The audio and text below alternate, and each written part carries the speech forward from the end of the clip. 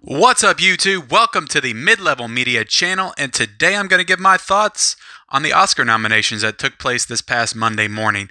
Now, I know I'm a little late on this, but I like to kind of let things sit and let things settle for a while, and there was kind of a big explosion of conversation that took place in the past couple of days on the Oscar noms, so I just wanted to kind of weigh in now and give my quick thoughts, and I'm going to run through every category. I have some notes here, some stuff I wrote down. I'm going to kind of give just the overall list of who was nominated. I'm going to give my thoughts on who might win that category, and then some snubs that took place of movies and people that I believe should have been nominated.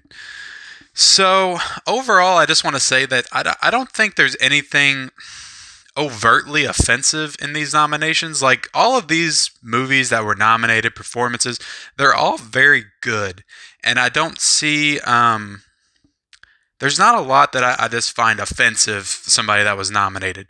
But there are some snubs, there are some diversity issues, there are gender issues, and things that we deal with every single year. And overall, I think this is more of a problem of there just not being enough as far as body of work for diverse filmmakers, for gender specific filmmakers. Just I don't think that there is enough opportunities out there in general, and that's why you're seeing that most of these performances, most of these movies are just white movies. I mean, let's just call it like it is. And I think you'll see that it's pretty evident in these 9 that are picked for Best Picture. So let's start with Best Picture. We have Joker, Once Upon a Time in Hollywood. We have Ford v Ferrari, Marriage Story, The Irishman, 1917, Jojo Rabbit, Little Women, and Parasite. And the only film on that list that is not white-based as far as the cast and filmmaker is Parasite, and that's a South Korean film, and deservingly so. I think it deserves to be on this list, and I would even go as far as to say I think that Parasite is going to win Best Picture. That is my prediction right now. The only other movie I could see winning Best Picture is Once Upon a Time in Hollywood, but I think it's going to come down to that so many people love this movie. Like, it has a real groundswell of support behind it. I love this movie, and even though I have Joker slightly above it on my top 10 of the 2019, I got to say I'm rooting for Parasite to take this one. As far as snubs, and this is just one of these is one that I think should absolutely be on there. I think it's fair to put it on there for what it achieved this year. And the other one is just a personal preference. I love this movie. So the one that should absolutely be on this list, no question, is Endgame. I mean, just from a storytelling perspective, it wrapped up this amazing story of 11 years in the MCU. And I mean, I know people don't take comic book films as seriously, but we did get Black Panther in the Best Picture race last year, and I think that Endgame is a better movie than Black Panther overall. So I think the fact that you don't have Endgame on this list is pretty, it's pretty blatantly saying that you don't respect what the MCU has done. You don't respect what they've done for the film industry over the past 10 years. Because, yeah, like, you might not respect it as far as it being cinema, as Martin Scorsese would say, but there's no doubt that this franchise has caused a boom in the industry that has trickled down to all of the other smaller films and has helped these other films succeed as well. These Irishmen, Jojo Rabbits, the Parasites. All right, so the other one is a personal preference, and I understand that, but it's Uncut Gems, and I think Uncut Gems is one of the best, most creative, immersive movies of the year, and it should absolutely be on this list. I love it. Adam Sandler should be nominated for Best Actor, which brings me to my next category, which is Best Actor. So let's go through the nominations here. We have Antonio Banderas for Pain and Glory, which I have not seen that film yet, so I'm hoping to see it next week when it comes out on Blu-ray. We have Leonardo DiCaprio for Once Upon a Time in Hollywood, Adam Driver for Marriage Story, Joaquin Phoenix for Joker, and Jonathan Pryce for Two Popes. Now, I've not seen the Two Popes either, so I can't comment on Jonathan Pryce or Antonio Banderas. But what I would say is that this is absolutely Joaquin Phoenix award to win. He is going to win this award. I think that's pretty much a lock. I'm 99% sure. There is a reality where I could see Adam Driver sneaking in to take this, but I think this is Joaquin Phoenix's award. I don't think it's anybody else's. Some snubs, and I actually posted about this on my Instagram last night. Some pretty big snubs, in my opinion, is Adam Sandler. Again, Uncut Gems.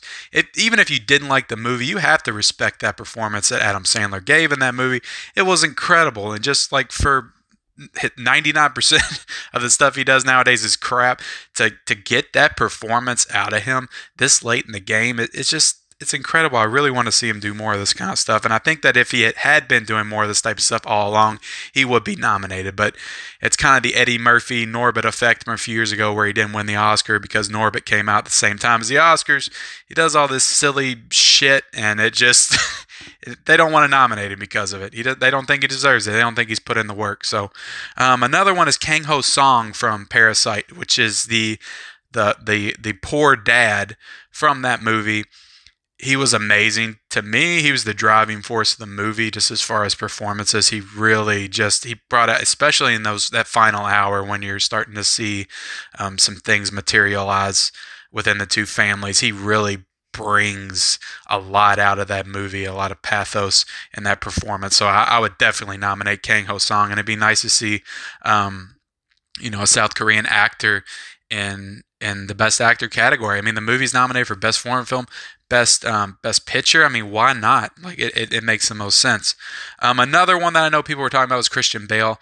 I do like Christian Bale a lot in Ford v Ferrari. I don't think it was a Best Actor caliber performance. I actually prefer Damon a little bit in that movie to Christian Bale. That's my opinion, and that's when we'll go ahead and go into his Best Supporting Actor with Anthony Hopkins, who was in The Two Popes. We have Brad Pitt, Once Upon a Time in Hollywood, Joe Pesci, Irishman, Al Pacino, Irishman, Tom Hanks, A Beautiful Day in the Neighborhood. So I think that this is another award that's pretty much a lock. You have Brad Pitt is likely going to win this award. I think that Al Pacino and Joe Pesci were very good in The Irishman. I don't love The Irishman overall as a film, but I think they were very good in it. So I think that they're probably going to cancel each other out, split the votes.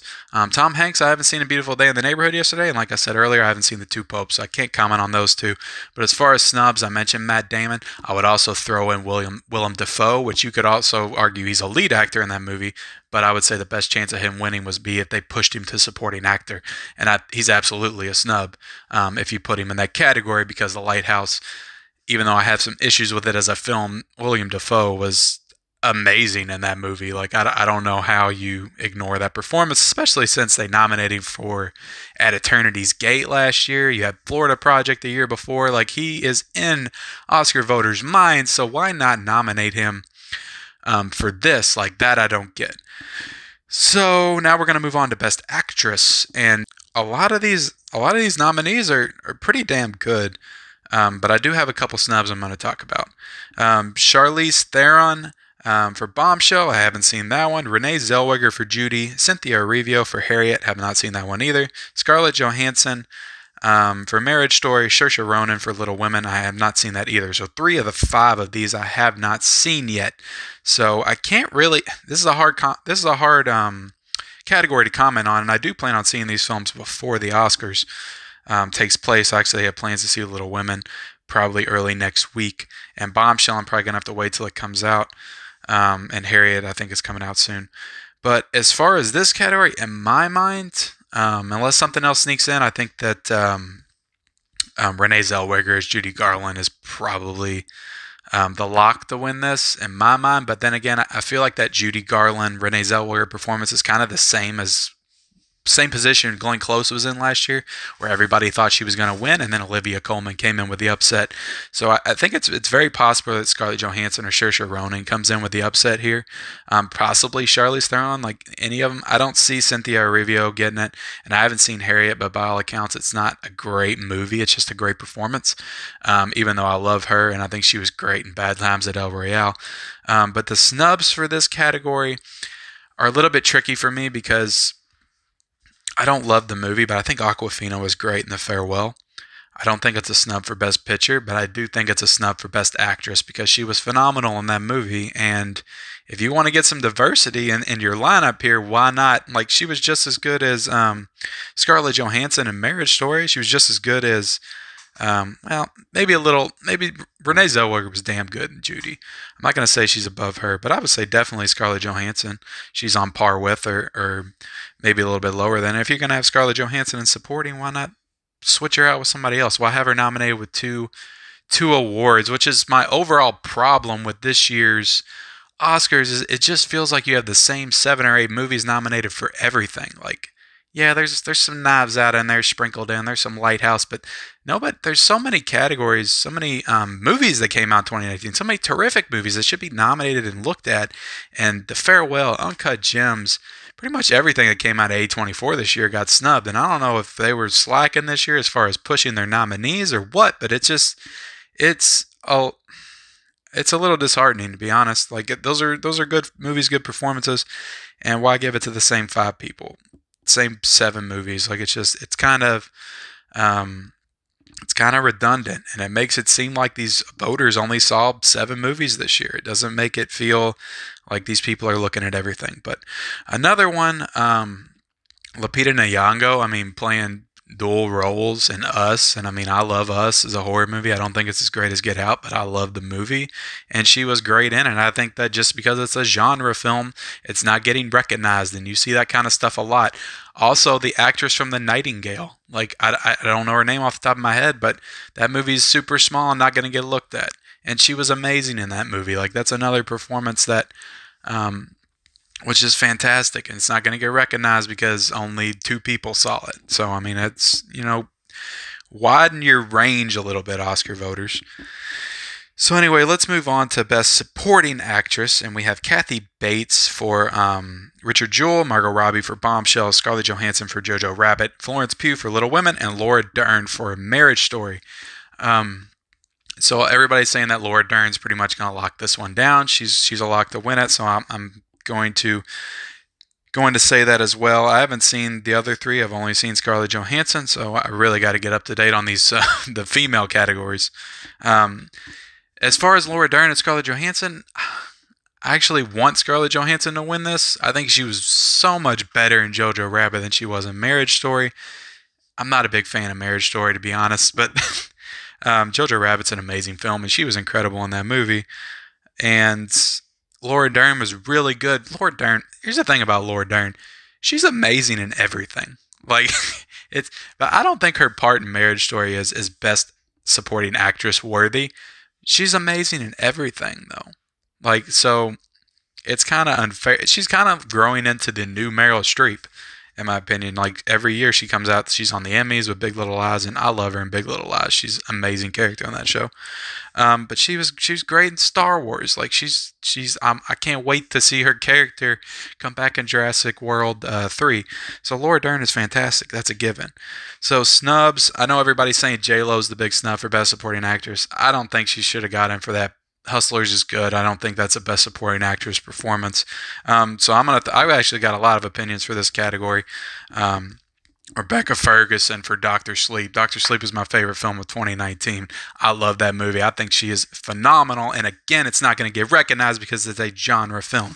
So Rebecca Ferguson, if she was in this category, she would be my pick for Best Supporting Actress of the Year. She's an amazing villain in that movie. The best villain of 2019, in my opinion. Sorry, Thanos. Sorry, Joker, if you even consider him a villain. She is the villain of 2019, and she didn't even get recognized for that performance. Just ridiculous. And Julia Butters, the little girl from Once Upon a Time in Hollywood, I mean, I feel like she had as much screen time as Laura Dern in Marriage Story, so why not give it to her? Like, she was incredible in that movie. One of the most memorable scenes, probably 2 of the most memorable scenes with Leonardo DiCaprio. The other one is another Julia Fox from Uncut Gems. This was her first movie, and she was phenomenal in that movie. Like, I would absolutely, same thing of last year, I think, and I can't remember the actress's name, from Roma. That was her first film as well, and she got nominated for Best Supporting Actress. Julia Fox was amazing in Uncut Gems, like absolutely fantastic. So she should have been nominated as well. So I'm running a little bit long here, guys. I want to get through some of these other categories. I'm not going to cover everything because I don't have a great opinion on all of these categories, and some of them like documentary. I still need to see those documentaries, and to me it was kind of a disappointing year for documentaries. Last year you had a lot of really good ones. But let's go to best animated. This is a weird category. So Klaus, which is a Christmas movie on Netflix, got nominated. And I heard that was a pretty great movie. I Lost My Body was on Netflix, and maybe I need to check those two out for the Oscars. Missing Link I did see, and I know it won the Golden Globe, but I didn't think it was that great. Toy Story 4 is a really good Toy Story sequel. I don't think it's a great film. How to Train Your Dragon 3 I haven't seen. So as far as snubs, I think Frozen 2, obviously. I think Frozen 2 is a better film than Toy Story 4. And you could argue with me all you want, but it's a better film in my opinion. And Abominable, which in my opinion, it wasn't a strong year for animation.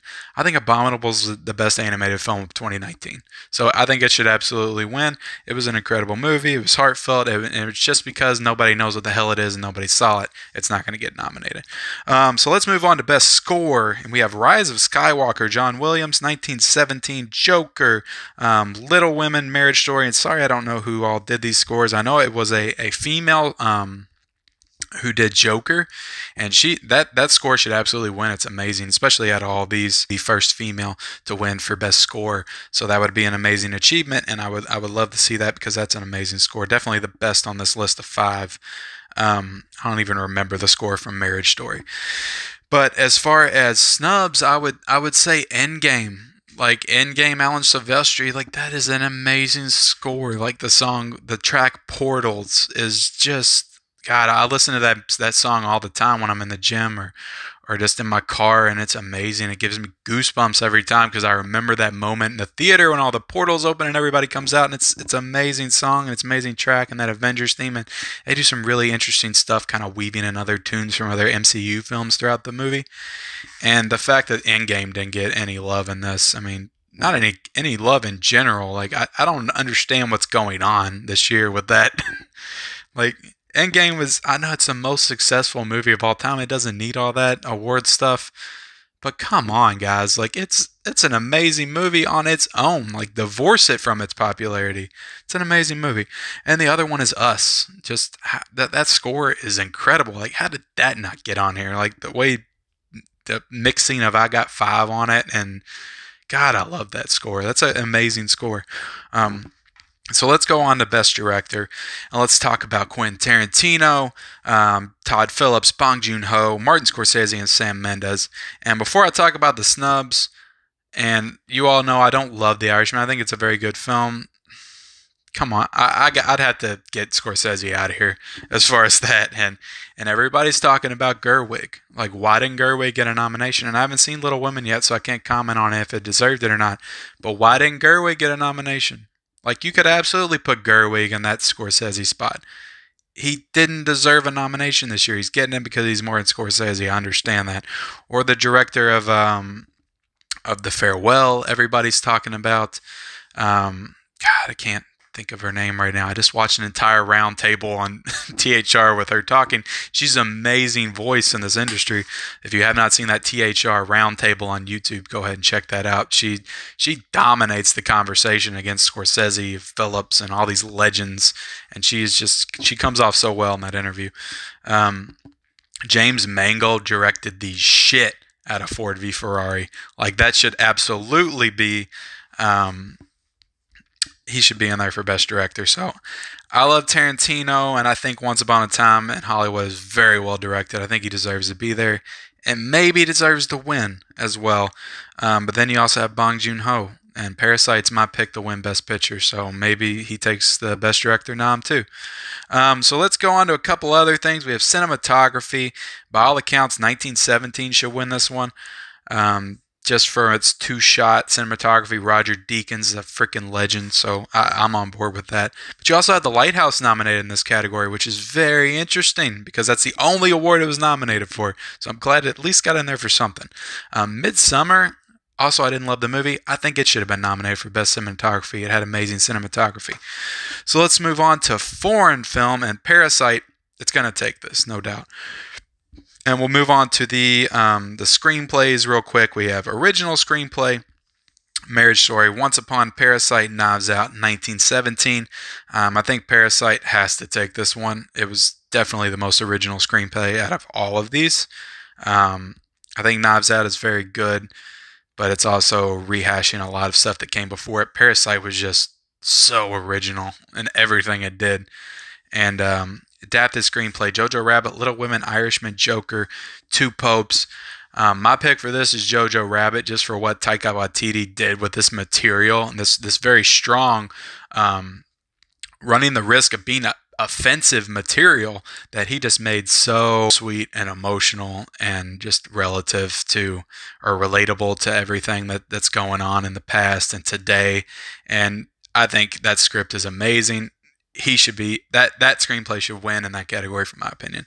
So I think that does it, guys. I covered, there's some stuff like editing and music, but I can't cover everything. I don't want to make a 45-minute long video here. So those are my overall thoughts on the Oscar nominations, who I think's gonna win. So go ahead and if you can, support this video, like this video, comment down below, like, what are your biggest snubs for this Oscar season? What do you think's going to win? What are your favorite categories? Just any thoughts on the Oscar nominations or the Oscars themselves for the 92nd annual Academy Awards? Go ahead and comment down below, and please subscribe to my channel. I think I'm at about 110 subscribers right now, so it's incredible, guys. Like, I love making these videos for you all. YouTube's a very new thing for me, so I appreciate all the support I can get, and we'll see you next time.